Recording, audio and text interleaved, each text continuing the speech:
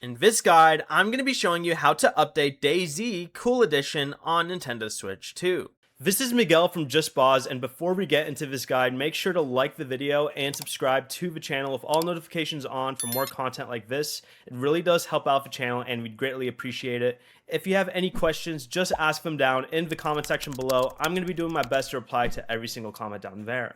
From the home menu, go ahead and highlight DayZ Cool Edition without opening it by pressing the plus or minus button on your controller to open the software menu.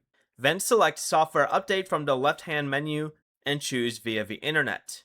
Your Switch 2 will check for the latest DayZ Cool Edition updates and automatically download it if one is available. You can also turn on automatic updates by opening your system settings, going all the way down to System, then finding the option that says Software Auto Updates near the bottom, and make sure you are enabling it. Before you leave, remember to like the video and subscribe to the channel with all notifications on for more content like this. It really does help out the channel and we'd greatly appreciate it. And if you did have any questions, just ask them down in the comment section below. I'm going to be doing my best to reply to every single comment down there. Peace.